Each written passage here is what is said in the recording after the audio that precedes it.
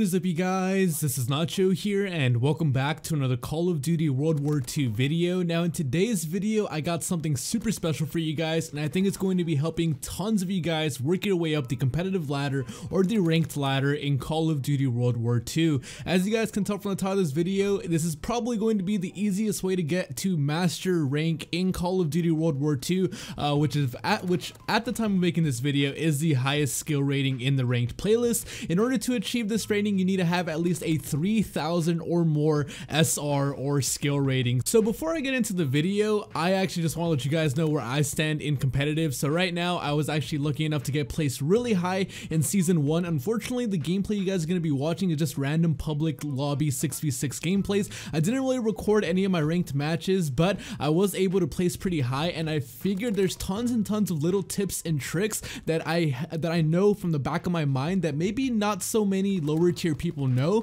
and hopefully this video will help you guys move up the rank in the ladders. Even if you don't make it to masters, I hope you guys can get to the higher tier levels. So let's get right into it, man. So starting out, the first and most important thing I want to note in this video is individual player talents. You know, you need to be able to hold your own in high intensity games. You know, you can't expect to be going into a ranked playlist or a ranked lobby and, you know, with an average of a 0.20 KD or something like that, meaning you get 1 kill for every 5 deaths. You can't expect to go into that into a ranked playlist, perform like that, go 2 and 10 every game, and make it to masters with these tips. You know, these tips are going to be helping out people obviously work your way up, but before you can use these tips, you do need to have some sort of individual skill. You need to be gifted on the sticks, you need to be able to aim, and you pretty much need to at least have some thumbs, is what I'm trying to say. These tips are mainly just going to be to help people who are trying to climb up the ladder. So like I said, if you are somebody who struggles in team deathmatches and you have maybe around a half KD, yes, you can still listen to this video and the tips are going to help you out a lot to get to some higher tiers,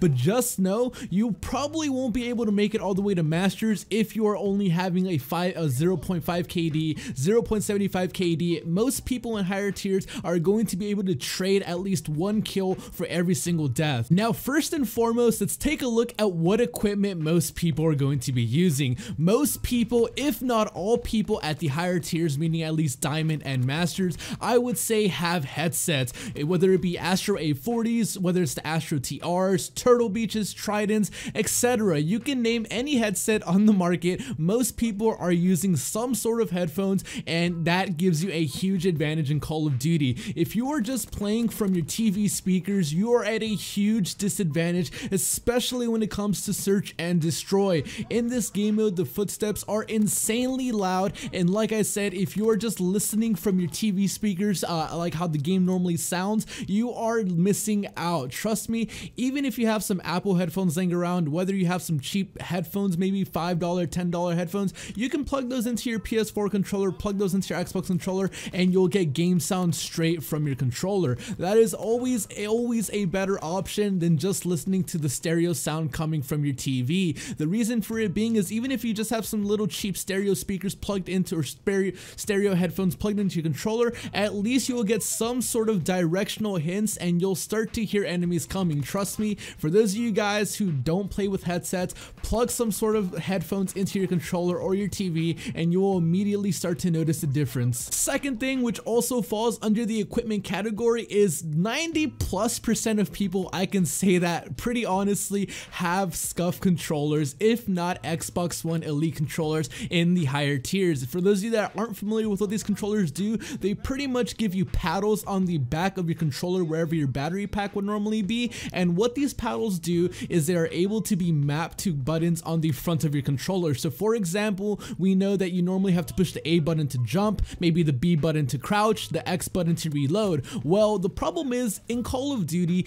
every time you're shooting somebody or every time you want to jump, mantle something, every time you want to reload or crouch, you have to take your thumb off of the joystick over to the buttons to push them down, unless of course you are playing with the claw playstyle, but most people do not. So in that time that it takes from you to move your finger from your right thumbstick over to a button to push down, somebody can come around the corner, you can mess up your aim, or you could not be ready and they could gun you. What these paddles will allow you to do is you can hold both of your thumbs on the controller joystick at the same time, so you can be aiming perfectly in a straight line, waiting for somebody around the corner, corner while maybe you try to mantle something by pushing your back right paddle. You know, it'll be mapped to your A button so you can jump over something.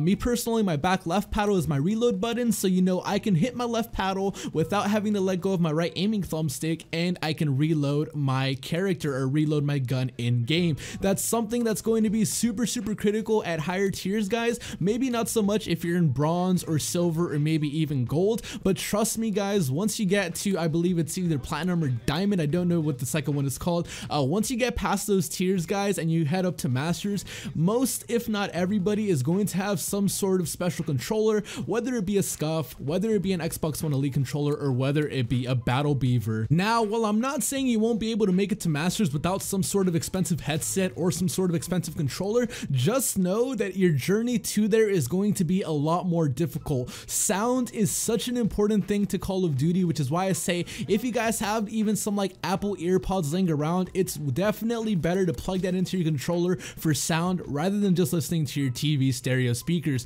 Same goes for the controller. If you can get a controller with paddles, trust me, it is super worth it. One of my subscribers gifted me one a couple months ago, and I cannot be more thankful. I don't know how I used to game without the paddles. They make a huge difference, not just for Call of Duty, but for any single game you play. Now that we got the equipment side of things out of the way, the next thing I want to get into is basic understanding of the maps. Everybody in Masters understands map flow and power positions, you know, and if not, most people know spawn areas. When you're playing in a hardpoint, they know where the hill's gonna go to. They know the bomb locations in search and destroy like the back of their mind, and they know pretty much where rotations are going to happen or how the enemy team is going to be trying to play a map. If for whatever reason you don't know the hardpoint rotations, like let's say you load into a ranked match, you're playing hardpoint on Ardennes Forest and you have no idea where the hill rotation is gonna go, that's a really bad sign. You know, everybody in higher tiers knows the rotations, they know the spawns, they know how they're trying to play. So if you feel uncomfortable, you know, in a ranked environment, not knowing where hills are going to rotate to,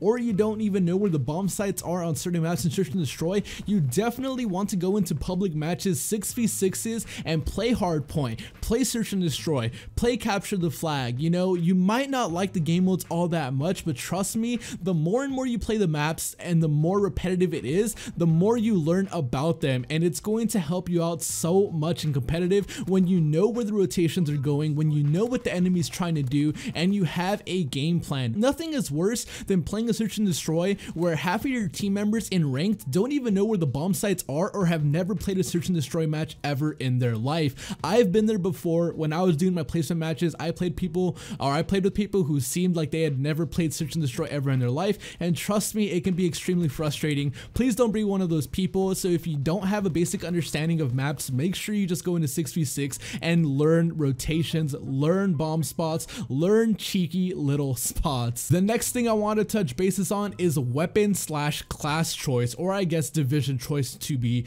exact. Everyone is using the tryhard weapons in Masters. Now, what do I mean by that? Of course, the weapons that give the most success in Call of Duty are the weapons that are going to be used the most in top tier play. Now, you're not going to go into this with a sawed-off shotgun and expect to own the competition. I would say easily 99% of the people you run into are going to be either using the BAR, the FG42, the PPSH, or the Kar 98K sniper rifle. Every competitive match that I have played in, most of the people have used these weapons. When it comes to submachine guns, it just seems the PPSH seems to be king as of right now, and for the assault rifles, I see a lot of FG42 use, although I haven't really played a lot of ranked since the last update that lowered the fire rate on it, so I don't know if more and more people are using the BAR assault rifle, but trust me guys, if you are going to try to make it to Masters, you just need to use the best weapons in the game. That's simply how it goes. You need to put yourself at the best advantage or the best possible way to kill enemies. You need to put yourself in a power position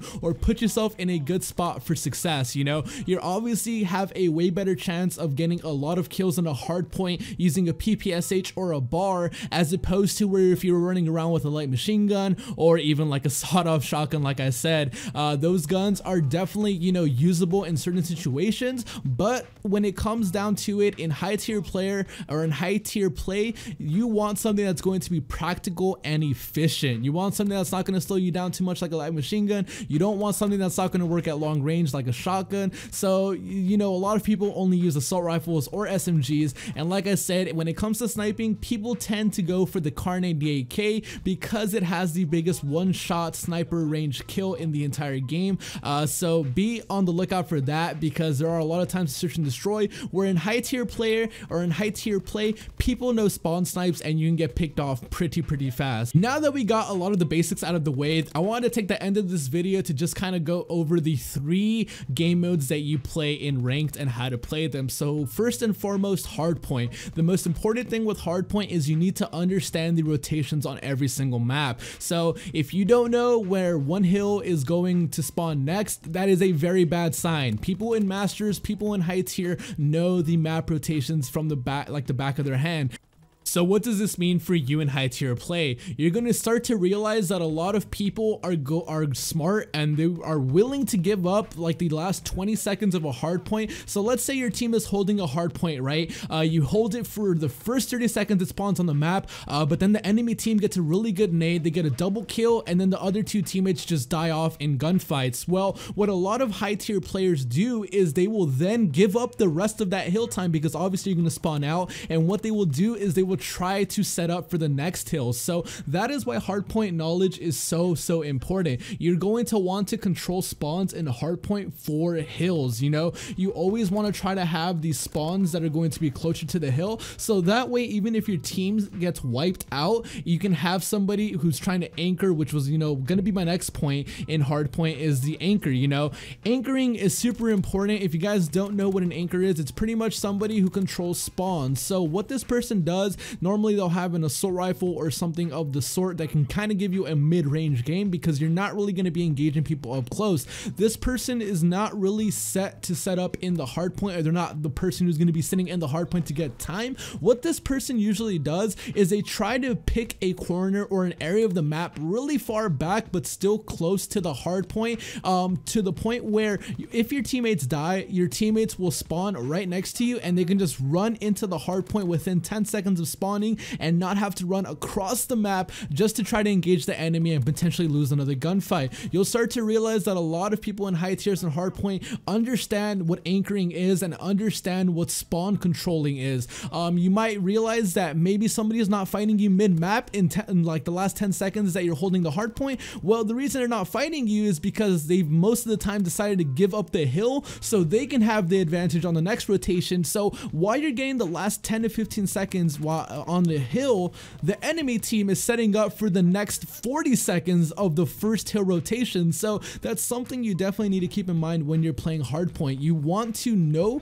where the hardpoint is going to be going, and you always want to have somebody anchor in your team. If you don't have somebody anchor spawns, it's going to be a bad time. The next game mode, which truth be told is probably my weakest game mode, search and destroy. I really only have one tip for this, and it's kind of cheating, but it's definitely helped me get high skill rating in Call of Duty World War II. For right now, this is still working. They might patch it in the future, but once you go into a ranked match, it'll show you who your teams are. So right before the match starts up, it shows you the game type that you're going to be playing, and it shows you who's going to be on your team. If you're on PlayStation or if you're on Xbox, what I recommend you do is you go to your recent players and you invite the people who are in your team into a private party chat. Now, the reason you're going to want to invite your teammates to a private party chat, even if they don't have microphones, is so that after you die, you can still give callouts to your teammates, knowing so they can know where the enemy is going to be at. You know, one of the things about search and destroy is when you die, you have zero communication from your team. You don't really know what's going on other from the last 5 seconds of where your teammate died. So this is kind of a cheap trick, and I know it can be frowned upon, but hey, whatever helps you out, I would abuse it while you still can, because I do this and it's helped me win some search and destroy matches in the past. So just keep it as a habit, or keep it in the back of your mind, where whenever you see search and destroy coming up in ranked play, just start a party up, whether you be on PlayStation 4 or on Xbox, and invite the people on your team into a party. And you know, when they join, if they say anything like, well, what's up, just be like, yo, what's up? You know, when the game is about to start, we can just give each other call outs on where they're going and stuff. And trust me, it makes a way better experience, and you'll win a lot more search and destroys that way. The last game mode in ranked playlist is capture the flag. Now, the only tip that I really have for this is kill streaks will win you the game. game. Capture the flag is one of the most stalematey game modes in all of Call of Duty. The way it usually works out from what I've noticed in playing ranked play is you'll have 1 or 2 people defending the flag, and then you'll have 1 or 2 people attacking the flag. So it's just a constant trade of gunfire where one team will get like a pick or 2, then they'll push up to mid map, you know, try to get the flag, and then if they die, it's a reset, and it's just a constant poke battle. The thing that has won me the most CTF games is having the ability to build my kill streak or having a teammate build a kill streak of their own, or I guess they're called score streaks in this game, but pretty much the same difference, man. All I'm gonna say is, you know, when you have 1 or 2 people defending the flag, they always obviously try to defend back as far as possible, especially on Arden's Forest. That map can be super irritating for someone like myself. I know a lot of you guys capture the flag. If you get a glide bomb, if you get a hunter pilot, stuff like that can get you a free flag cap. So this is what I would do, man. If you can push up to mid map, and if your team can get 1 or 2 kills on the enemy team, if somebody has a score streak at that point, what I would do is I would call in the score streak to clear out the enemy, because obviously since half of their team is dead, they're gonna be trying to defend the flag because they know your team's gonna be pushing. A lot of the times you'll catch the enemy team off guard with a kill streak, so if you kill the last person defending the flag, meaning the person all the way far back, the enemy team is gonna spawn out for you know, from the flag. They're gonna spawn out so you have a chance to run up, and then once you grab the flag, you pretty much just have to loop it back on the safe side from where your team is at. Trust me guys, kill streaks will win you the games and capture the flag. A lot of the things, it's just a patience battle. Capture the flag is definitely a stalemate game mode, but it's one of those game modes that can easily be avoided or avoid giving you grief if you can just build a certain set of score streaks and do justice with them. Now, I have already been rambling for way too long, but I hope this video has been informative for you guys and been helping you guys out. These are the last 2 things that I want to point out before I end this video. The first thing is duoing with somebody. So they recently released an update where you can play ranked with at least 1 other person, meaning at least 1 friend. Trust me, you want to play with somebody you know who can help you or who you know can hold their own. It's always better to have 1 teammate who you know can go 20 and 20 every single match than risking it and getting a Timmy No Thumbs on your team who drops a hot 5 and 20 in a hard point. That is tilting, that is rage inducing, that is something you don't want. Ever since the last update with the duos, I pretty much always try to go in with at least 1 person, just so you can at least rely on 1 person being able to hold their own. And the last but not least tip that I want to point out to you guys is communication. One thing that I've noticed is as I work my way up the ranks, because I actually got placed in low platinum but I had to grind up, is communication. A lot of people in low tiers, when they communicate on the mic, they'll be like, oh man, I just got naded, that's, you know, that's BS, oh man, this dude is doing this, he just shot me through a wall, what? You know, people are just cluttering the communication, you know, they're not saying anything that's meaningful in the communication. When you get up to the higher ranks, I notice that the comms are way clearer and they're way more informative. You know, a lot of people will just talk when it's only necessary, meaning, oh, this guy's trying to flank around the barn, oh, 1 shot over here on this side of the map, oh, can you guys help me pinch here? You know, comms that are going to help you communicate and establish, you know, how to move up with your team. That's just something you got to keep in mind, man. And you want to talk in game chat even if nobody on your team is talking back. You just gotta hope that maybe your teammates can listen to you, because trust me, there have been times where I've played with people who don't have any microphones right at the beginning of the season, and just from me talking in game chat, we can win the game because I pretty much am guiding them and telling them how to play the map. I'll be like, yo, you know, give up the hard point, we don't need the last 10 seconds, just set up for next, and you'll be surprised because literally my entire team will push for the next hill, abandon the old hill, and get set up for the next one, and boom, just like that, you get set up for next hill, and you can easily hold the first 20-30 seconds before the enemy will really have a chance of engaging or wiping out your entire 4-man team. But I hope you guys enjoyed this super informative video on how to get masters in Call of Duty World War II. I hope I didn't bore you guys with all the information. If I missed anything out, be sure to let me know in the comment section below, and I'll try to cover it in a future video. But this has definitely been the easiest way to get to masters. I pretty much try to illustrate everything that helped me out along the way so I can help you guys out along the way. If this video was at all informative, be sure to give the video a thumbs up. As always, my name is Papa Nacho. Thank you guys so much for watching, and I'll catch you guys in the next one. Peace out, Nacho Nation.